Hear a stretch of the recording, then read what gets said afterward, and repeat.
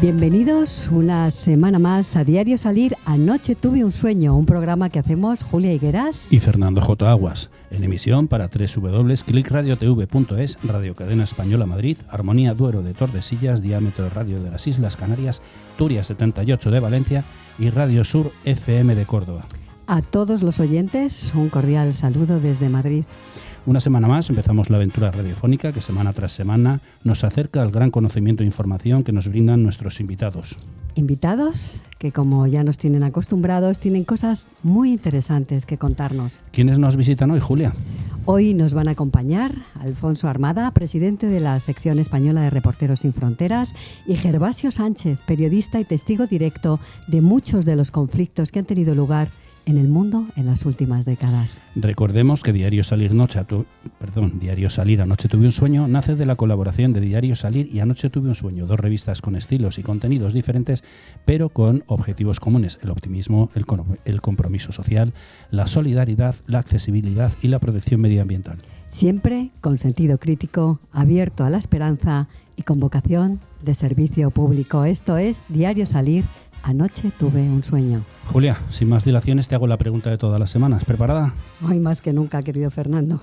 Pues al lío. Hoy muy importante para todos los periodistas y para la libertad de prensa y seguro que muy interesante para nuestros oyentes y quienes nos ven por streaming.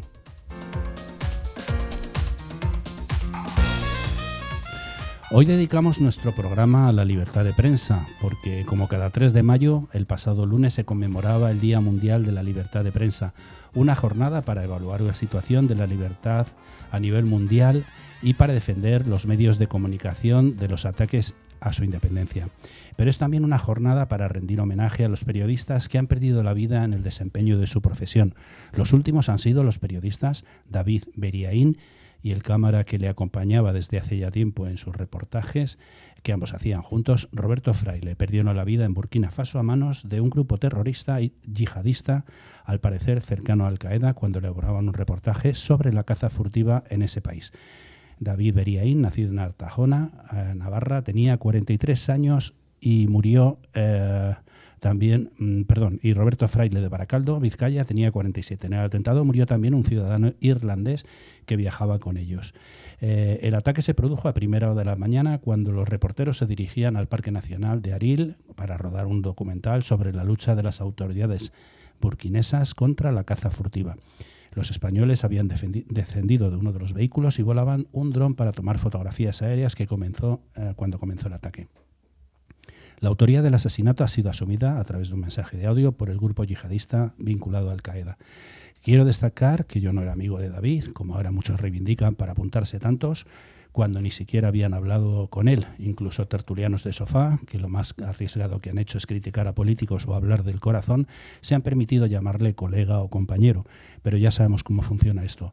Ni Beriaín ni Fraile van a poder desmentir esas supuestas amistades. Yo conocí a David poco, pero tuve la suerte de coincidir con él alguna vez y hablar por teléfono un par de veces. En una de esas conversaciones le dije que le admiraba por su valentía y, con una modestia que me dejó sorprendido, me dijo que él no se sentía ningún héroe, que alguien tenía que contar esas cosas que ocurren en el mundo, porque cuando los periodistas no están o se van del lugar, la luz se apaga para los que viven esos dramas día a día. No iban nunca a la aventura, sino que llevaban todo organizado, previsto para evitar peligros y complicaciones. Beriaín y Fraile no eran personas temerarias por el simple hecho de viajar a zonas de conflicto o llevar a cabo impactantes reportajes de investigación. Tenían una amplia experiencia, sobre todo Beriaín, como reportero en zonas de conflicto como Irak, Afganistán, República Democrática del Congo, Sudán, Libia, México, Colombia, Venezuela. Estaba especializado en documentales por los que había recibido numerosos premios. Pero el trabajo no lo hacía solo. En los últimos tiempos tenía un inseparable compañero, Roberto Fraile, afincado en Salamanca, que compatibilizaba su trabajo como cámara en una televisión de Castilla y León con los viajes internacionales que realizaba en sus vacaciones. Un apasionado del periodismo.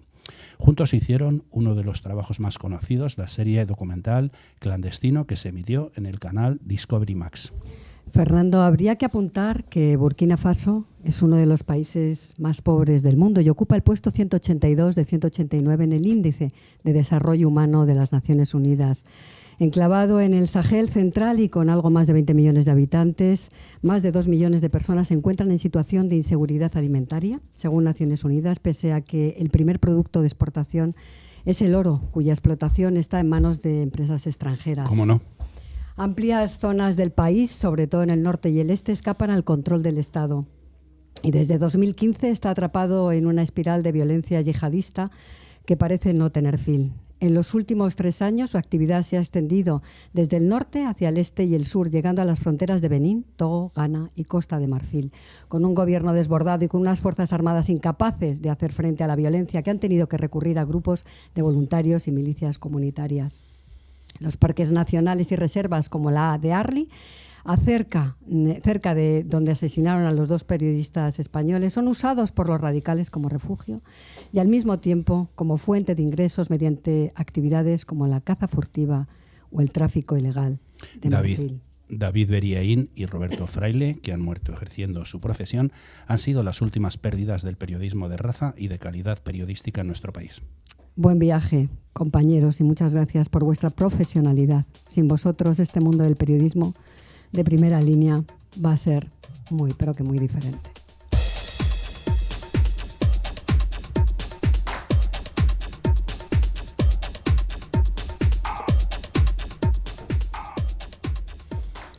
La libertad de prensa, la libertad de expresión y el acceso a la información son 3 derechos de la ciudadanía que están ligados a la profesión periodística.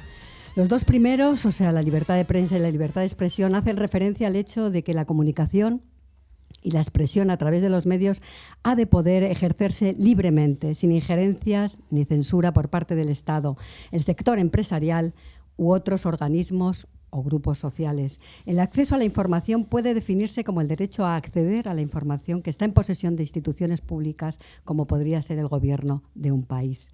Según la UNESCO, estos derechos son fundamentales en los sistemas democráticos y favorecen el desarrollo y el diálogo entre las personas, así como la protección y la promoción del resto de los derechos humanos. La libertad de prensa es, pues, un elemento esencial de los sistemas democráticos para que los medios de comunicación puedan ejercer su labor sin censura ni control del Estado. Una libertad de prensa que se ha visto mermada cada año y que la pandemia está dañando gravemente. Un bien muy preciado del que carece el 80% de los países del mundo.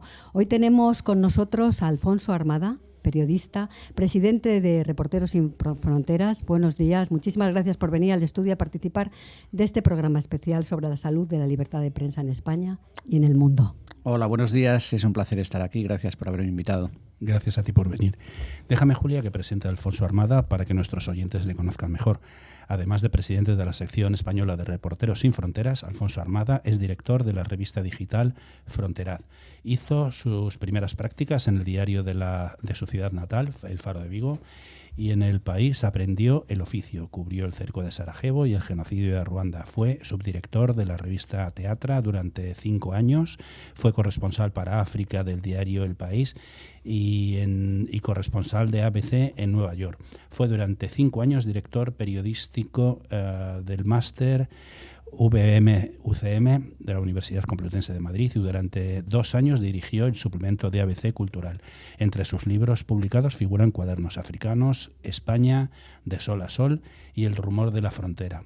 Viaje por España, Viaje por el borde entre Estados Unidos y México, los 3 publicados en Península y los 2 últimos con fotografías de Corina Arranz. Ha publicado también Nueva York, El Deseo y la Quimera en Espasa, Diccionario de Nueva York, Península, El Sueño Americano, Cuaderno de Viaje a la Elección de Obama, Ediciones El Viento, Mar Atlántico, Diario de una Travesía. La lista es eterna. ¿Está la libertad de prensa en riesgo? Está en riesgo en muchos sitios y nos preocupa mucho a Reporteros Sin Fronteras porque esta especie de epidemia de desprecio al periodismo ha calado en muchos sitios. Nadie añora, bueno, salvo los republicanos más recalcitrantes, añoran a Donald Trump, pero hay que recordar que desde la presidencia de Estados Unidos se dedicó a mentir sistemáticamente. El Washington Post llevaba un recuento de mentiras y eran varios miles. Y de vez en cuando nos dedicaba esa frase de enemigos del pueblo, que ha calado en muchos dirigentes, en la Unión Europea incluso, con miembros de la Unión Europea, como el primer ministro húngaro, que también nos tiene en el punto de mira. No digamos ya países donde la democracia brilla por su ausencia, desde Nicaragua hasta China, pasando por Yemen, Irán, Afganistán. Hay muchos países que han puesto precio a nuestra cabeza, somos testigos incómodos, mensajeros de malas noticias y bueno, hay que apengar con ello. Creo que es parte de la responsabilidad nuestra, contar las noticias aunque mucha gente no quiera conocerlas, desde los gobiernos a también muchos ciudadanos. Alfonso, hablemos del último informe de Reporteros Sin Fronteras, en el que se deja entrever que no está muy bien esto de la libertad de prensa en estos tiempos. Pues todos los años elaboramos una clasificación mundial de la libertad de prensa que tiene mucha repercusión. Es un recuento de 180 países con una encuesta muy pormenorizada, con especialistas, analistas, académicos y periodistas.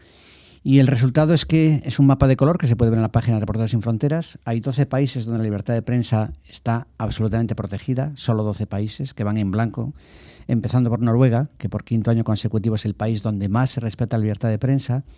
Llama la atención que Costa Rica, un país de habla hispana, ocupa el puesto número 5º, ha subido 2 puestos. Y países como España, Francia, Reino Unido, están en esta franja amarilla, que no es que sea mala, pero bueno, tenemos mucho que mejorar. Y al final de la tabla, después de pasar por el color naranja, el rojo, llegamos al negro, donde en el pelotón de cola de libertad de prensa están en triste compañía Eritrea, Corea del Norte, China o Cuba.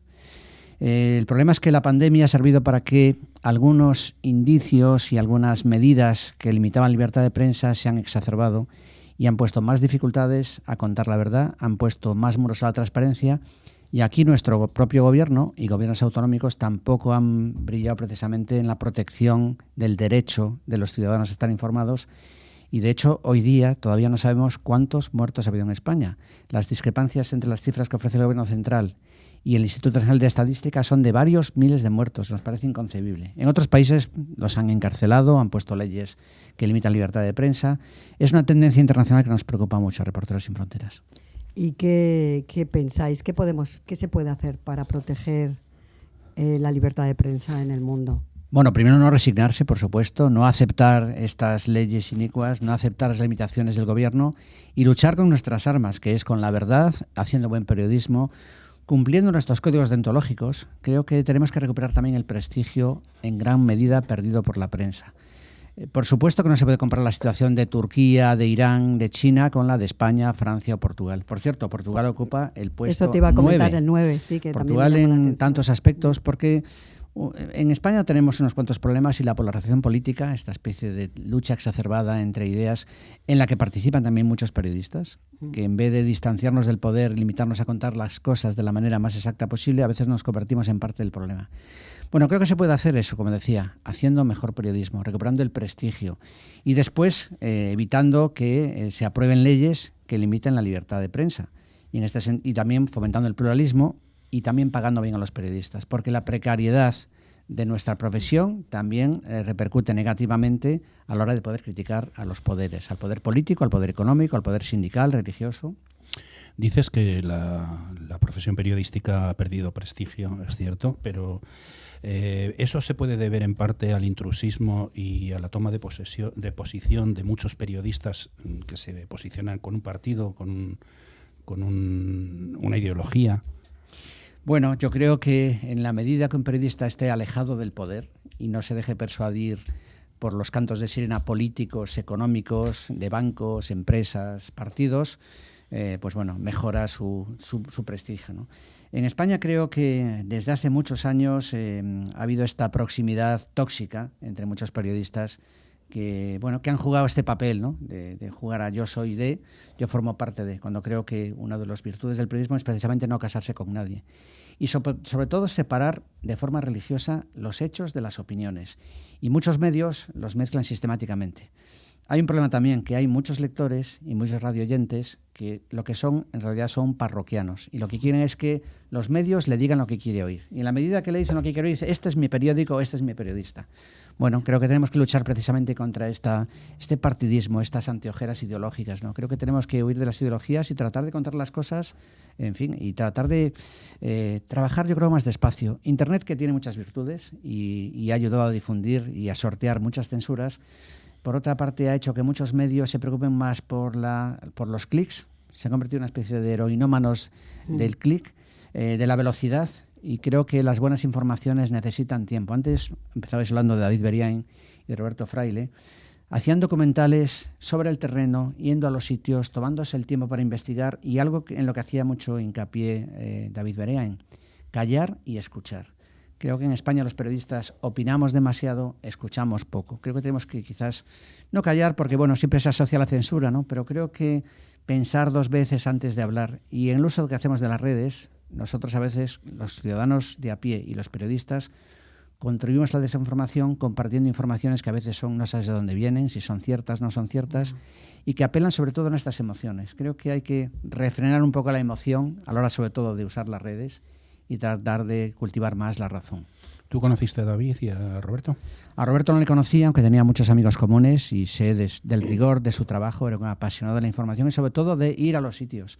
A David sí le traté mucho, le tenía mucha admiración, mucho cariño, y la verdad que fue un mazazo. Cuando nos llegó la noticia a través de nuestro corresponsal en la zona, en África Occidental, no nos lo queríamos creer. Yo no sabía que estaba en Burkina Faso en este momento, le veía de vez en cuando, y bueno, me parecía un periodista, pues bueno, de esos que van a los sitios, que se esmera sobre todo en conocer las historias de primera mano, porque las pantallas están muy bien, los micrófonos están muy bien, los teléfonos, pero hay que ir a los sitios, hay que ganarse la confianza de la gente, hay que escuchar y hay que tomarse el tiempo y mancharse los zapatos de barro y tomar notas y comprobar que lo que estás investigando es cierto y dejar de lado tus prejuicios. Y ese periodismo está cada vez más lejano, Alfonso, la verdad, ¿no? Ya empezó, fíjate, yo recuerdo cuando trabajaba en la agencia Cover, que, bueno, ya sabes que teníamos, bueno, incluso a Gervasio, ¿no? A muchos corresponsales en muchas zonas de conflicto, que ya se empezó, no voy a decir a menospreciar, pero sí a pagar mal, ¿no? Ya los periódicos, El País, El Mundo, que compraban esos reportajes que hacían nuestros compañeros, ya empezaron a no tener tanto interés, ¿no? Y bueno, y ahora fíjate cómo está quedando todo, ¿no? Bueno, en la clasificación que hacemos en Reporteros Sin Fronteras evaluamos una serie de factores que tienen que ver, pues eso, con que no haya leyes intrusivas, que haya pluralismo, que los periodistas sean respetados, que estén bien pagados y que no haya ni acoso, ni secuestros, ni asesinatos de periodistas. Y tiene que ver también un factor importante, la precariedad laboral y el respeto al periodismo.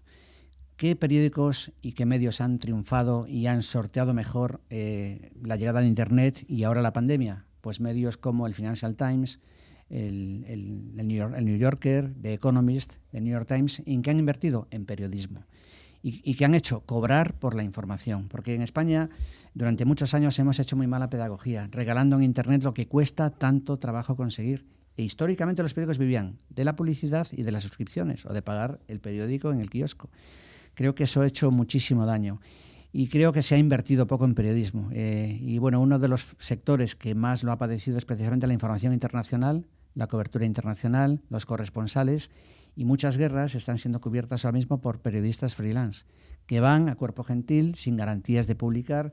Desde Reporteros les damos un chaleco antibalas, se lo prestamos o le hacemos un seguro a todo riesgo, pero muchas veces van sin la garantía de que sus historias, que tanto cuesta conseguir, van a ser publicadas. Y después en España, lo decías tú, creo que se ha dejado de hacer algo fundamental, que es salir a la calle. Y la pandemia ha agravado todo esto. Es verdad que había más peligro, pero muchos reporteros gráficos llamaron a Reporteros Sin Fronteras para quejarse de que tenían más dificultades para tomar fotografías de la pandemia en los hospitales, en las residencias de ancianos, en los cementerios, que en países en guerra como Libia o Yemen o Irak, lo cual es completamente inconcebible. Es como el miedo a mostrar los estragos del dolor, miedo a mostrar la muerte. Recuerdo el escándalo que se montó en España cuando la portada de un periódico de Madrid, El Mundo, publicó una foto del Palacio de Hielo lleno de ataúdes. Y mucha gente dice que era una falta de respeto que a la verdad ni siquiera había ningún rostro ahí. Bueno, creo que también cuando hablaba de la responsabilidad de los periodistas, creo que también la propia sociedad tiene que darse cuenta que necesita información potable para después votar en condiciones, ejercer su control de los políticos, y en eso la prensa tiene que ser un intermediario independiente, que investigue, que cuente y que diga la verdad. Desde luego, la verdad que proteger a los periodistas es también proteger a los ciudadanos para que sigan siendo soberanos y no siervos. Sin duda. Así que... Ni Nos quedamos sin palabras, Alfonso. Sí, es yo que, realmente... la verdad es que me había quedado pensando... Pero si quieres, yo tengo mucha cuerda y tal, pero me gustaría... No, es que tenemos un proyecto en Reporteros Sin Fronteras que es del que más orgullosos estamos, que es un proyecto de acogida de periodistas latinoamericanos amenazados, que financia, por cierto, el Ayuntamiento de Madrid. Y hace unos días se han ido los 4 periodistas de la última edición. Un periodista mexicano, otro boliviano, una periodista colombiana y una periodista salvadoreña. Y cuando estos periodistas cuentan su propia peripecia y las dificultades que tienen para contar la verdad, primero dicen, ustedes no se dan cuenta en España del privilegio que tienen de salir a la calle sin miedo cada día y sin que el policía sea tan amenazador como un delincuente. En nuestros países eso no ocurre. Y cuando ves un poco que a pesar de los riesgos que corren siguen saliendo a la calle a contar historias todos los días, creo que son periodistas ejemplares y a mí desde luego me devuelven la fe en el periodismo, ¿no? O sea que cuando hablamos de libertad de prensa, ellos encarnan precisamente la importancia de la libertad de prensa. Antes me había quedado sin palabras porque es que escucharte es sorprendente, las cosas que cuentas, ni convenio de Ginebra, ni protocolos adicionales. El ejercicio del periodismo en algunos países, como decías, es de una desprotección absoluta. Un riesgo para la vida y para la integridad de periodistas que luchan por informar con veracidad en territorios peligrosos, lugares en los que incluso no puedes decir que eres periodista, como comentabas, ni reclamar protección internacional que te niegan. En España, no digo que lleguemos a ese punto, pero ¿en algún momento rozamos ese peligro? Bueno, yo creo que tenemos que ser... Porque ha habido últimamente, además, se han dicho muchos disparates con algunos raperos que han sido, a mi ver, injustamente condenados por delitos de opinión, pero han dicho muchas tonterías también. Pero no se puede comparar España con Turquía ni con México. O sea que hay que ser comedidos. Es verdad que en España tenemos problemas, ha habido problemas de transparencia con la pandemia. Los periodistas, los fotoreporteros han tenido dificultades en Canarias para fotografiar la llegada de inmigrantes. Hasta hace poco estaba vigente la parte de la ley Mordaza que impedía fotografiar o filmar a policías reprimiendo manifestaciones, y es verdad que la polarización y la precariedad, en fin, hacen que la libertad de prensa no esté en su mejor momento en España. Pero no se puede comparar con México, por ejemplo, que es el país en paz donde más periodistas son asesinados cada año y con un grado de impunidad absoluta. Hace unos días el consejero de Justicia del presidente mexicano, de López Obrador, dijo literalmente, hay que tapar la boca a los reporteros.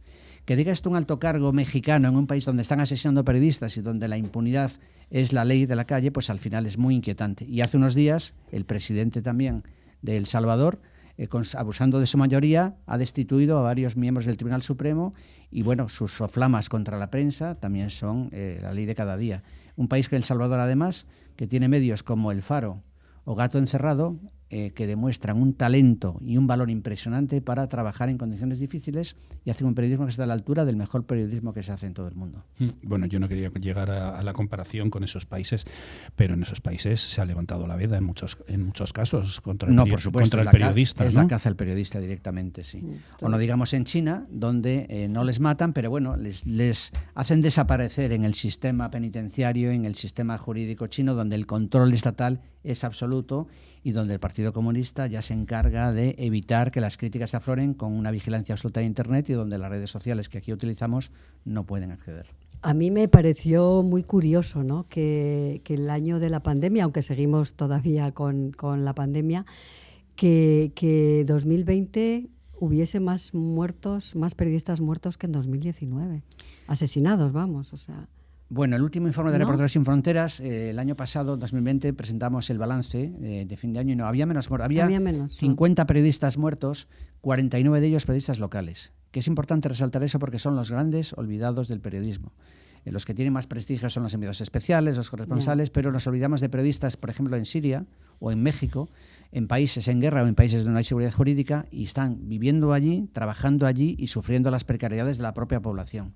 Bueno, creo que hay que tener en cuenta este papel tan importante que hacen los periodistas locales. Mandemos un mensaje optimista, Alfonso, a nuestros compañeros y a la sociedad en general, para que todos nos pongamos a trabajar para que la libertad de prensa sea ejemplar en este país. Bueno, yo creo, lo decía hace un momento, estos periodistas que han estado aquí hace poco, Andrea Aldana de Colombia, Carmen Valeria de El Salvador, Juan José Toro de Bolivia y Alejandro Ortiz de México, pues vinieron aquí, compartieron sus experiencias, algunos han sufrido lo indecible, han sido secuestrados, han sufrido violaciones y a pesar de todo han vuelto a sus países para seguir haciendo periodismo. Bueno, creo que es un mensaje de coraje, de valor cívico, y bueno, y creo que representan lo mejor de nuestra profesión, que a pesar de todo hay periodistas jóvenes que saben que se la juegan, que ganan muy poco dinero, que viven en países donde contar la verdad supone a veces poner un precio a tu cabeza, y lo siguen haciendo. Entonces, bueno, creo que a mí me resulta estimulante. Y después hay grandes reporteros, han muerto 2 compañeros en Burkina Faso, pero sí hay grandes reporteros que a pesar de todo están ahí y siguen saliendo a la calle y siguen contándolo a pesar de todo. Entonces, bueno, esta profesión tiene claroscuros como todas, pero creo que es un privilegio poder llamar a la puerta de la gente, escuchar, contar sus historias, que las historias no se pierdan, a veces no cambian la historia. Hace unos días se publicó en España, en Libros del Cao, un libro que se llama She Said, que es la investigación de 2 periodistas del New York Times, y cuentan paso a paso cómo desmontaron los abusos sexuales sistemáticos de Harvey Weinstein, que después de una investigación muy, muy, muy larga ha sido condenado a 23 años de cárcel y todavía tiene un montón de procesos pendientes. Bueno, estas periodistas persuadieron a grandes actrices y a trabajadoras de Miramax para que hablaran en público.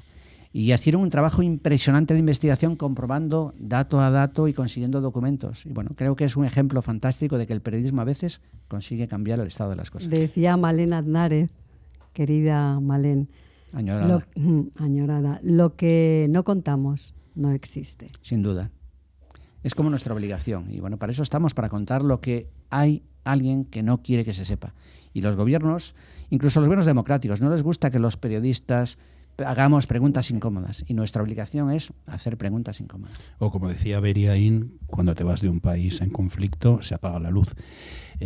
Nos queda un minutillo. La radio es así, es una lástima porque escucharte es un auténtico placer. Tú siempre dices que el buen periodista es aquel que sale a la calle con la mirada de un niño y con muchas ganas de escuchar. Visto con los ojos de ese periodista y de ese niño, ¿hay esperanza para la profesión? A mí la palabra esperanza no me gusta porque implica resignación. Ya sé que es un término que se usa mucho, pero creo que sobre todo hay necesidad absoluta de buenos periodistas que cuenten la verdad, y la cuenten además de forma impecable. Por eso mi llamamiento a los jóvenes periodistas es que lean y vivan, porque nuestra herramienta es el lenguaje. Cuanto más perfeccionamos el lenguaje, cuanto mejor contemos las cosas, mejor vamos a reflejar la realidad y mejor vamos a hacer que la gente tenga una vida mucho más intensa. Hay que saber del otro porque vivimos en un mundo interconectado, y la epidemia ha servido para recordarnos eso, no estamos solos. Pues muchísimas gracias, Alfonso Armada. Ha sido un lujo tenerte con nosotros para hablar de periodismo y de libertad de prensa. Muchísimas gracias. Un placer gracias siempre, y gracias por esa ilusión y ese optimismo que al final se nos queda. Nos ha sabido a poco, le vamos a tener que traer otro día, ¿no? Pues por supuesto, bueno, yo me dejo. Muchísimas gracias. Te dejas. Un abrazo. Gracias a ti.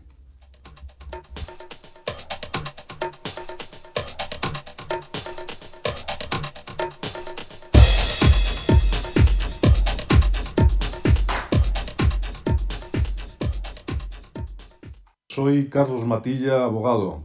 Mi recomendación cultural es la exposición Goya 275 aniversario del nacimiento, en el Centro Cultural Eduardo Úrculo, Plaza Donoso número 5, en Madrid. El acceso es libre de 9 a 21:30, de lunes a sábado, hasta el 27 de mayo. Está organizada por la Asociación Española de Pintores y Escultores, tanto consagrados como noveles, pero que han sido seleccionados para esta exposición en un certamen previo, por lo que destaca la calidad, la originalidad y creatividad en distintos estilos. El motivo de la exposición es conmemorar el nacimiento de un genio, Goya, precursor de corrientes artísticas del siglo XX y del arte moderno. Goya es un referente para la sociedad, ya que superó las dificultades de comprensión inicial de su expresión artística y con perseverancia y autoconfianza consiguió el reconocimiento de su genialidad desde su época hasta la actualidad.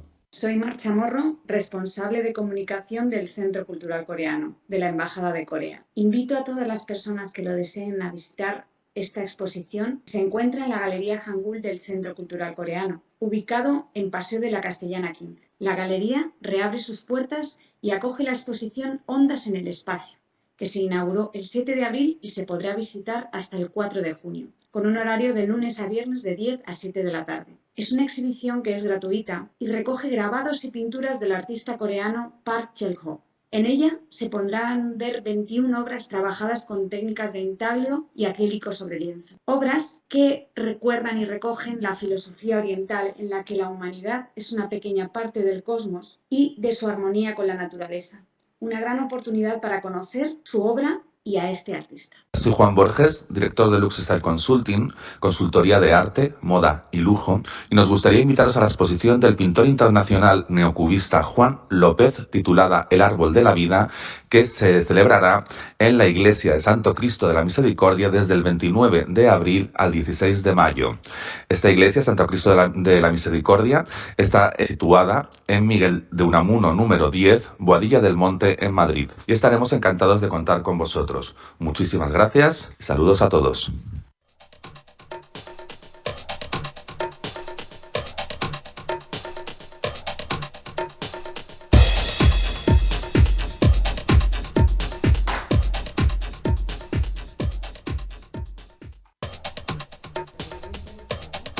Sí. Bueno, tenemos previsto hablar con Gervasio Sánchez, periodista y testigo directo de muchos de los conflictos, pero tenemos un problema, no contactamos con él. Creo que vosotros sois amigos, ¿no? En Sarajevo, en el año 1992, el año de las Olimpiadas, por cierto, y allí se fraguó una amistad que perdura. Y, bueno, nos queremos mucho, hemos compartido muchos momentos muy, muy difíciles, y eso te une casi que más que algunos matrimonios. Uh-huh. Te voy a poner en un compromiso. Háblanos mal de él. No, es broma. Bueno, Gervasio, ¿Qué opinas? Como todo hijo de vecino, tiene sus virtudes y defectos. Entonces, bueno, Gervasio es de una intensidad abrumadora. Tienes que estar dispuesto a dejarte la piel cuando trabajas con él, porque es incansable. Y bueno, yo que también soy bastante workahólico, pues al final, en fin, me encanta trabajar, y cuando estoy sobre el terreno, pues los días se quedan pequeños. Creo que hacíamos un buen equipo. Además, yo no conduzco y él sí. Él hace fotos y yo no. Y entonces nos complementábamos muy bien. Muy bien, pues parece ser que ya tenemos a Gervasio al otro lado. Le damos la bienvenida a Diario Salir, Anoche tuve un sueño, a nuestro siguiente invitado. Entra por teléfono porque vive en Zaragoza y nos ha fallado el Zoom. Buenos días, Gervasio. Hola, buenos días. Muy bien. Oye, tenemos aquí a un amigo tuyo que quiere saludarte. Hola, Gerva, ¿cómo estás? ¿Cómo estás, Alfonso? ¿Qué tal? Últimamente coincidimos en todas partes, de forma virtual casi siempre, pero bueno. Verdad, oye, ya he dicho cosas buenas de ti. Sí, te ha puesto por las nubes, bueno. Gervasio. Bueno. Ya puedes quedarte contento, ¿eh? Bueno, oye, Gerva, un abrazo muy grande. Bueno, despedimos a Alfonso porque nos decía que tiene otra entrevista. Muchísimas gracias por haber estado con nosotros. Y Julia, Gervasio y tú habéis sido compañeros, así que haz tú la presentación. Gervasio Sánchez ejerce la profesión de periodista desde 1984. Sus trabajos se publican en El Heraldo de Aragón, colabora con la cadena SER y la BBC y dirige desde 2001 el Seminario de Fotografía y Periodismo de Albarracín. Es autor de más de una docena de libros fotográficos, El cerco de Sarajevo, y los publicados por la editorial Blume, Vidas minadas, Kosovo, Crónica de la deportación, Niños de la guerra, La caravana de la muerte, Las víctimas de Pinochet, Latidos del tiempo, junto al escultor y artista plástico Ricardo Calero, Sierra Leona, Guerra y Paz, Sarajevo, Desaparecidos, Antología. Me quedo sin respiración, querido Gervasio. Algunas de sus exposiciones han sido comisariadas por Sandra Balcells y Gerardo Mosquera. También coordinó en 2001 junto a Manuel Eguineche el libro Los ojos de la guerra, y en 2004 publicó el libro literario Salvar a los niños soldados. Ha recibido los premios de las asociaciones de prensa de Aragón, Almería y Córdoba, los premios Cirilo Rodríguez, Derechos Humanos, Ortega y Gasset, Rey de España, Julián Guita Parrado, Bartolomé Ros, Jaime Brunet, Guernica por la Paz y la Reconciliación, José María Portel, José Antonio Labordeta, y en 2009 se le concedió el Premio Nacional de Fotografía y en 2018 el Premio Optimista Comprometido con la Libertad de Prensa, que entrega la revista Anoche tuve un sueño. Es enviado especial por la paz de la UNESCO desde 1998. En 2004 el Gobierno de Aragón le entregó la Medalla de Mérito Profesional y en 2011 el Gobierno de España le concedió la Gran Cruz de la Orden Civil de la Solidaridad Social. Es hijo adoptivo de Zaragoza y miembro de honor de la Asociación de Fotógrafos de Córdoba. Vaya dos currículos los invitados de hoy.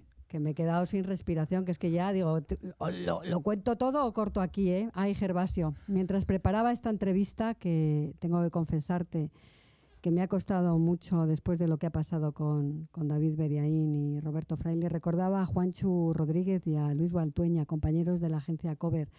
Qué profesión bonita y dura, compañero, ¿cómo estás?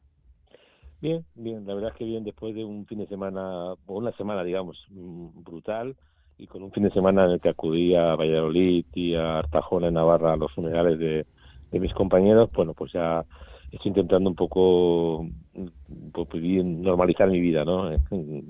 Pensando en mis trabajos, en todo lo que tengo por delante, y siempre recordando que al final estas historias brutales que significan la muerte de compañeros tan cercanos que hacen una actividad parecida a la tuya, a mí al menos lo que me da son fuerzas para seguir trabajando. Uh-huh.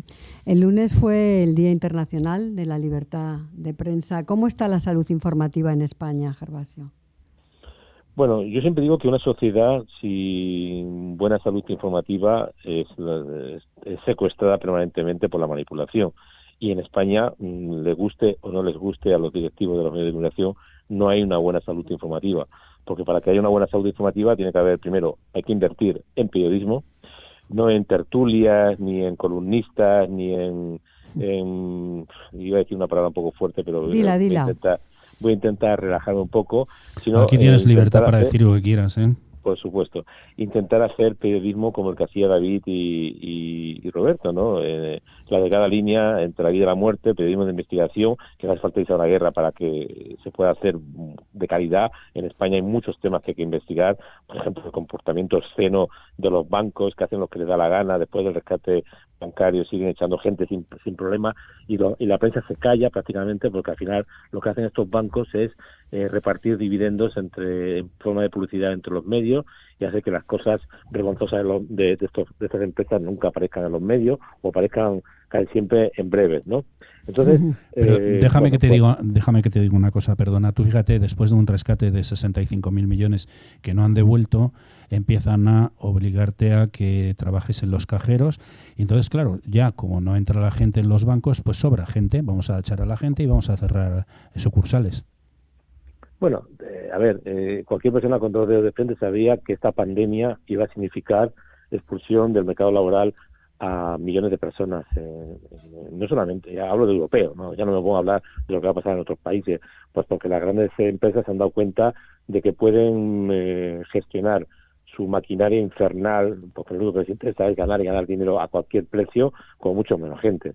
Lo que pasa es que la prensa tiene que estar encima de estas grandes empresas y no jugar al mismo juego que juegan ellas, o formar alianzas vergonzosas entre poderes fácticos como son las grandes empresas y los poderes políticos. Claro, los periodistas debemos investigar y debemos sacar siempre a flote la verdad. Eso es a veces difícil, pero forma parte de la deontología de nuestra profesión, ¿no?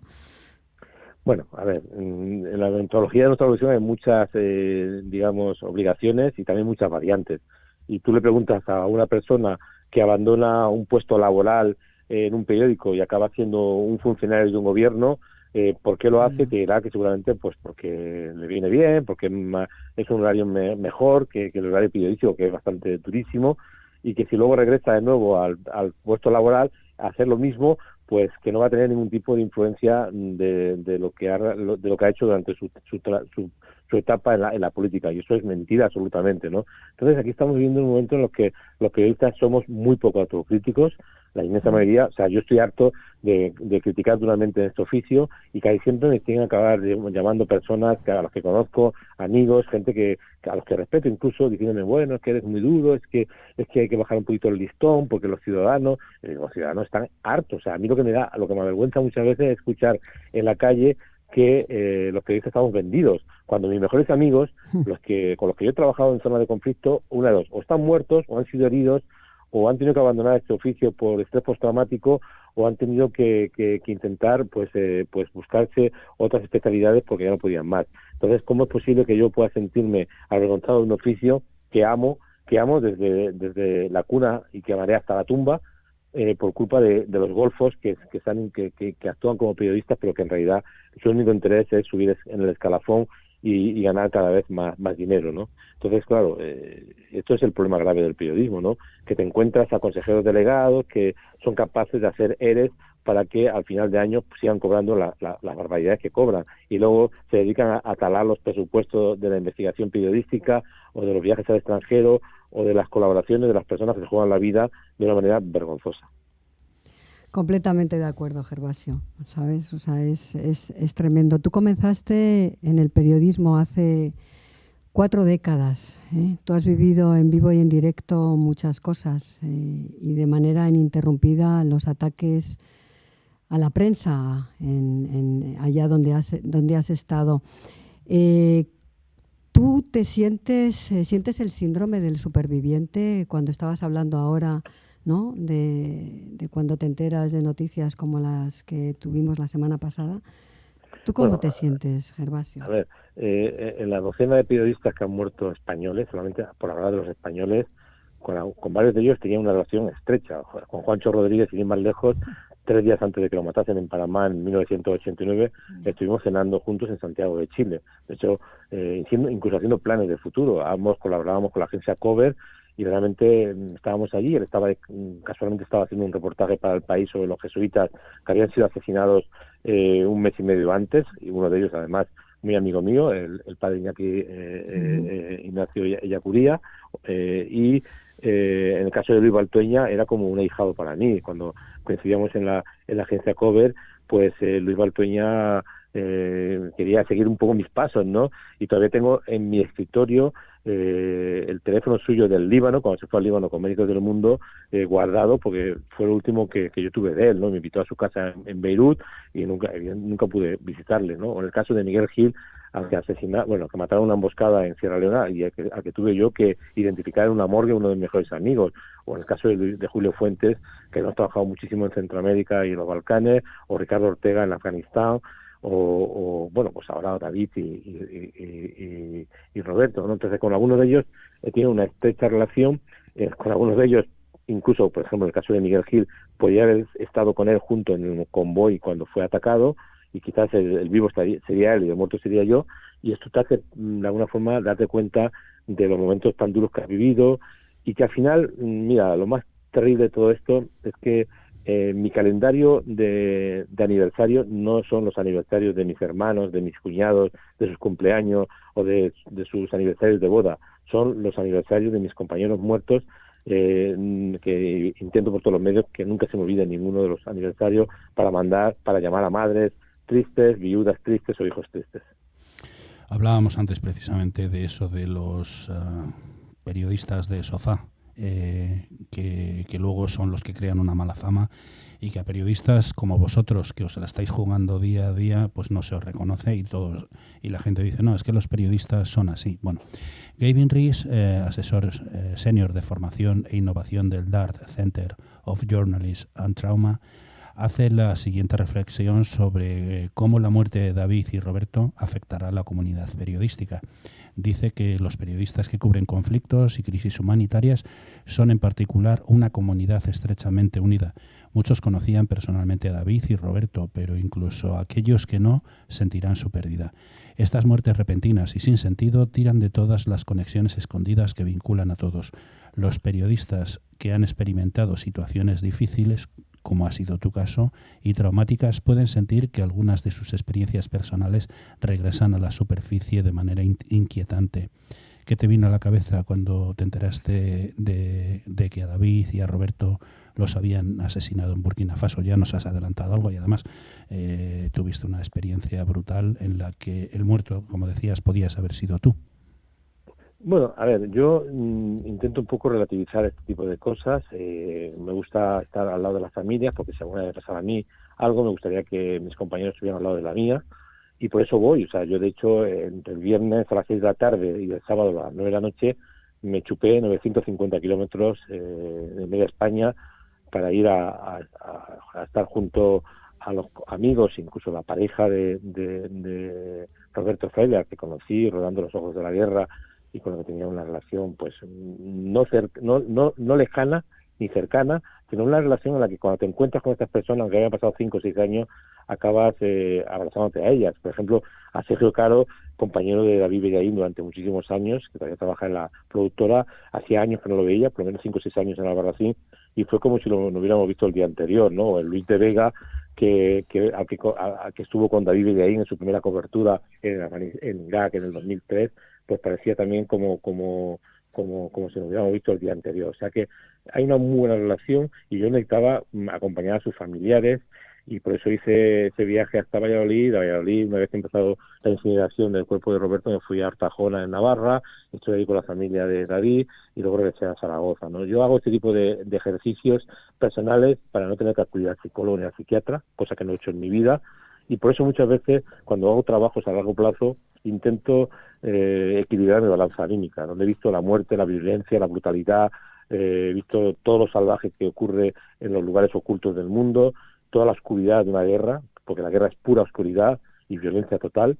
Intento buscar equilibrar mi balanza buscando historias de vida, historias de supervivientes, sigo historias de mutilado por mina, de niños que conocí cuando en plena guerra y que ahora son ya adultos, y de esta manera evito tener que ir al psicólogo o al psiquiatra, intento hacer algunas historias con todo este material que tengo, intento acercarme a ellos para comprender lo que ocurre, porque entre otras cosas me siento moralmente obligado. O sea, yo he hecho fotografías que han tenido mucho éxito, o he hecho textos que han tenido mucho éxito, o incluso he hecho radio que me ha permitido ganar algunos premios importantes, y yo quiero saber qué ha pasado con los protagonistas de mis historias. Por eso regreso a los sitios, y de esta manera pues mato varios pájaros de un tiro. Me siento bien conmigo mismo, no tengo que ir al psicólogo ni al psiquiatra, moralmente también me siento bien porque conozco las historias de los supervivientes, y de alguna forma intento equilibrar mi balanza anímica. Es difícil no perder la fe en la humanidad, pero tú siempre sigues adelante, Gervasio, siempre. Es admirable, la verdad, esa vocación tuya de servicio público y tu compromiso. En el fondo, Julia, lo que hago es mi trabajo. O sea, yo es que creo en este oficio. O sea, yo soy periodista por vocación.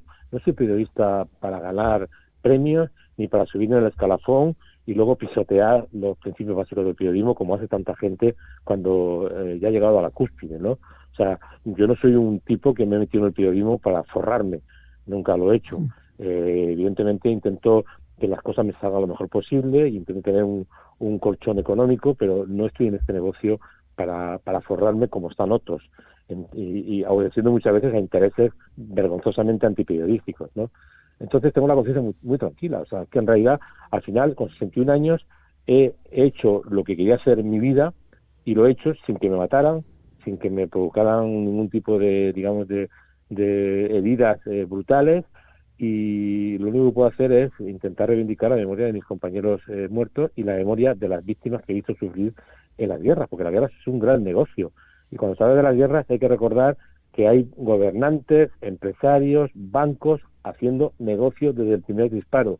Y todo esto ocurre ante las narices de los ciudadanos pasivos que casi nunca se implican en este tipo de cosas, porque en este país, España, hay un vicio muy generalizado entre el ciudadano medio. Cuando mi partido favorito está en el poder, me callo sus corrupciones, me callo sus meteduras de pata, me callo sus incapacidades para tomar decisiones, me callo sus promesas incumplidas. Cuando mi partido favorito está en la oposición, me vuelvo crítico con el poder, y intento todo el día criticar al poder, y eso lo pasa todos los días, digo que estés en Madrid, en Zaragoza, en Córdoba, en el País Vasco o en Cataluña, ya igual que esté el PSOE, que el PP, que lo que queda de Convergencia o el PNV. Algo de eso hemos hablado antes con Alfonso Armada, del partidismo de los periodistas. Tú encaras el periodismo con una vocación de servicio público, tu compromiso con la búsqueda de la verdad, aunque ésta se encuentre en los pozos oscuros más profundos, ¿es lo que te mantiene en pie, lo que te mueve? Mira, yo odio que me llamen periodista comprometido, que me llamen periodista pacifista, que me llamen periodista bla, bla, bla. O sea, cuando hay que colocar al lado de la palabra periodismo un adjetivo, algo está fallando. Y entiendo que por qué me llaman periodista comprometido, porque muchos periodistas no están ni comprometidos ni siquiera con su día a día. Y esto es gravísimo, ¿no? Cuando tú trabajas en un oficio en el que tienes tantas implicaciones emocionales, donde tienes que estar haciendo un esfuerzo por que la gente tenga una buena salud informativa y no haces bien tu trabajo, cuando te autocensuras cuando, digamos, prefieres mirar hacia otro lado porque sabes claramente que hay temas que no puedes tocar en tu medio. Y yo no voy a criticar a ningún compañero porque no lo haga, jamás, porque yo entiendo que hay personas que tienen sus cuentas, tienen sus cargas económicas, y no voy a decir que nadie sea, digamos, un héroe, porque en este oficio, como seas un poco heroico, al primer cambio de estrategia económica, al primer ERE te vas a la calle. Eso ha ocurrido en muchos medios de comunicación, que han echado a los más críticos en cuanto ha habido la primera oportunidad. Entonces, yo lo que quiero simplemente es que hay que regresar a los orígenes de lo que significa este oficio. Este oficio es siempre vigilar al poder político y económico, no aliarse con el poder político y económico. Entonces hay que buscar las formas de que los que ponen dinero en el periodismo no subyuguen los principios básicos del periodismo, que es como lo que ocurre cada día. O sea, estoy harto de que, insisto, de que cada vez que mi partido favorito está en el poder, los medios de comunicación proclives a ese partido se callan sus vergüenzas. Y al revés, cuando mi partido favorito está en la oposición, entonces me vuelvo súper crítico con el partido que está en el poder. Si cogemos y hacemos un análisis de prensa del 76, en el que nacieron varios diarios españoles importantes, hasta hoy en día, y repasamos en estos 45 años, que algunos gloriosamente lo van a celebrar en los próximos días, aunque se lo están celebrando en este momento, veremos claramente hacia dónde se ha decantado cada medio de comunicación en función de los intereses mediáticos y estratégicos de las empresas periodísticas, pisoteando los principios básicos del periodismo. Así es, Gervasio. Gervasio, perdónanos, la radio es así, nos quedan 2 minutillos. Sí, yo quería que contaras, le dijeras a nuestros oyentes cuál es el desafío que tenemos los periodistas por delante ahora mismo. Cuéntanoslo.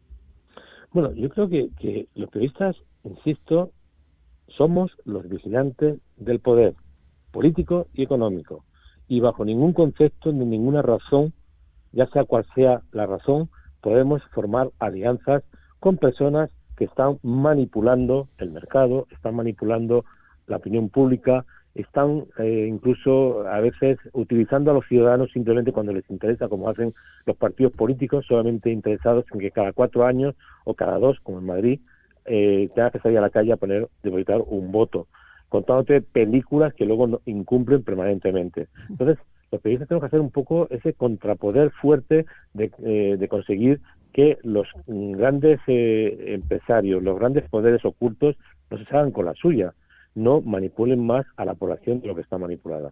Es que es muy fácil, es un trabajo tan fácil, tan sencillo, que yo no sé por qué nos sentimos tan agraviados cada vez que nos lo recuerdan. O sea, bueno, no es tan fácil. No es tan fácil cuando lo ejercéis vosotros en zonas de conflicto o con grandes problemas de seguridad. Claro, exactamente. Si nosotros que estamos en zonas de alto conflicto lo hacemos, a pesar de que no es fácil y es peligroso, porque no lo va a hacer alguien que está sentado en un escritorio en Madrid o en Barcelona, y que encima o mirando por la ventana, como ha ocurrido durante la pandemia con muchos periodistas que han hecho periodismo de ventana, de sofá. Periodismo de sofá. Y además cobrando muchísimo más. Oye, Gervasio, ya para terminar, ¿en qué estás ahora? Bueno, acaba de presentarse Álbum de Posguerra, que es un documental que se puede ver en la plataforma Movistar Plus, y si alguien está escuchando este programa desde Barcelona, pues en los cines Girona, hoy mismo se puede ver a las 7:30 de la tarde. Es un documental en el que los protagonistas son los niños y los adolescentes que yo fotografié durante el cerco de Sarajevo, y que 28 años después, esos niños de 5 a 14 años, que ahora tienen de 33 a 43 años, aparecen contando y reclamando que las guerras no se acaban cuando dice Wikipedia ni cuando se firma un acuerdo de paz, sino cuando las consecuencias se superan. Luego también estoy presentando un libro, Pandemia, el trabajo de 26 fotógrafos, 13 mujeres y 13 hombres, 13 latinoamericanos y 13 españoles, donde recogemos una especie de memoria visual de lo que ha sido la pandemia en España, en diferentes comunidades autónomas y en diferentes países de América Latina, con el objetivo de recaudar dinero para ayudar a familiares de fotógrafas y fotógrafos que han muerto cubriendo la COVID-19 en diferentes países, y que sobre todo en América Latina el número es muy alto. Pues se nos ha acabado el tiempo, Gervasio. Muchísimas gracias por haber compartido con nosotros tus experiencias, Gervasio Sánchez, periodista, y tu gran conocimiento del mundo del periodismo en Diario Salir. Anoche tuve un sueño. Muchísimas gracias, querido Gervasio. Cuídate muchísimo, por favor. Muchísimas gracias a vosotros. Gracias a ti.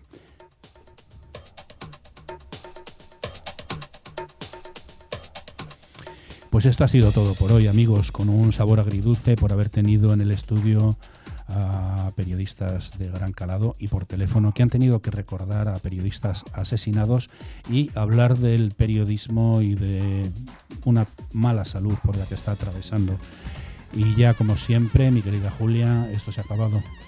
Siempre se hace corto, Fernando, y este programa especialmente porque el estudio se ha llenado de bonitos recuerdos y de otros recuerdos no tan bonitos que te arañan el corazón, pero lo cierto es que me he quedado con ganas de más programa.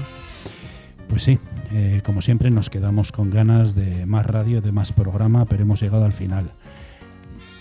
Ya sabes, Fernando, que no es la primera vez que lo digo, que a mí no me gusta que esto tenga final y que yo seguiría. Tenemos que hacer un maratón de 48 horas. Pues mientras nos lo pensamos, a esperar al próximo programa.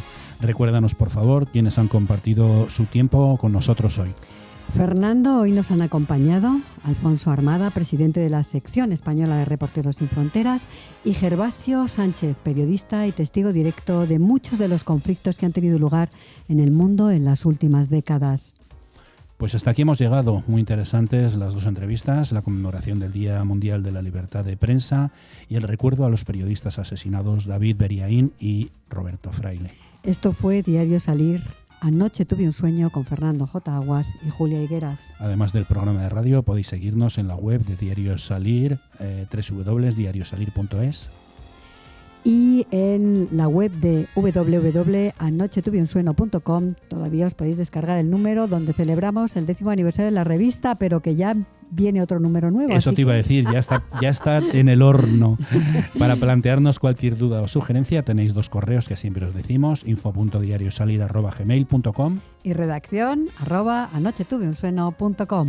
Esto es Diario Salir, Anoche tuve un sueño, un programa que se emite en www.clickradiotv.es. También se emite en Radio Cadena Española Madrid, Armonía Duero de Tordesillas, Diámetro Radio de las Islas Canarias, Turia 78 de Valencia y Radio Sur FM de Córdoba. A todos sus oyentes, un cordial saludo desde Madrid. Gracias a todos, a los invitados y a quienes nos veis o nos escucháis por haber compartido con nosotros estos minutos de radio. Y gracias también a Borja Martínez en el control. Ya sabéis, nos vemos por streaming. Mismo día, mismo sitio, misma hora. Saludos cordiales.